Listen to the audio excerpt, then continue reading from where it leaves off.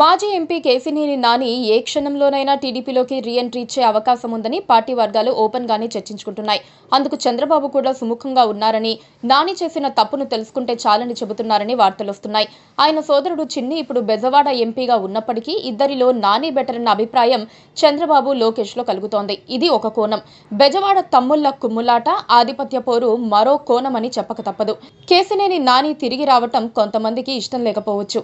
చంద్రబాబు చేర్చుకుంటే మాత్రం చేయగలిగిందేమీ లేదని వాళ్లకు తెలుసు. అయితే నామినేటెడ్ పోస్టుల విషయంలో బెజవాడ పార్టీ క్యాడర్కు తీవ్ర అన్యాయం జరుగుతోందన్న ఆగ్రహం వ్యక్తమవుతోంది. స్థానిక ఎమ్మెల్యేలు ఇష్టానుసారం వ్యవహరిస్తున్నారని, అనుచరులకు ఎలాంటి సాయం చేయలేదన్న అభిప్రాయమూ ఉంది. బెజవాడ టీడీపీకి ఘనమైన చరిత్ర ఉంది. అక్కడ టీడీపీకి కంచుకోటల్లాంటి 2 నియోజకవర్గాలు ఉన్నాయి. వీటిలో తూర్పు, సెంట్రల్ కీలకం. ఇక పశ్చిమలో పార్టీ విజయం దక్కించుకోలేకపోతోంది. దీంతో మిత్రపక్షానికి కేటాయించింది. బీజేపీ నేత సుజనా చౌదరి ఆ నియోజకవర్గానికి ఎమ్మెల్యేగా ఉన్నారు.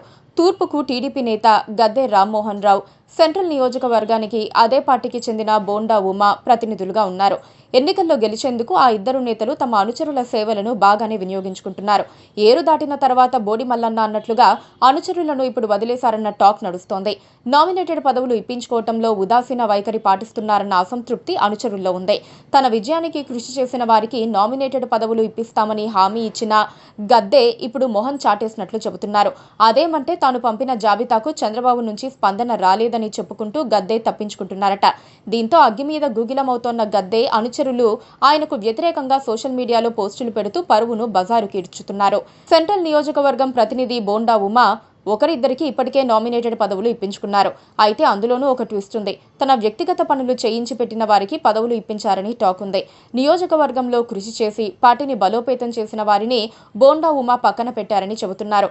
అదేమంటే నామినేటెడ్ పదవులు పూర్తిగా భర్తీ కాలేదని, అందరికీ తప్పకుండా అవకాశాలు వస్తాయని ఉమా చెబుతున్నారట. దాంతో ఇప్పుడు బంతి నారా లోకేష్ కోర్టులో పడింది. అందరికీ న్యాయం చేస్తానని యువనేత ఇచ్చిన హామీతో బెజవాడ బ్యాచ్ ప్రస్తుతానికి చల్లబడింది. కాకపోతే స్థానిక ఎమ్మెల్యేల తీరుపై మాత్రం అసంతృప్తి కొనసాగుతోంది. Please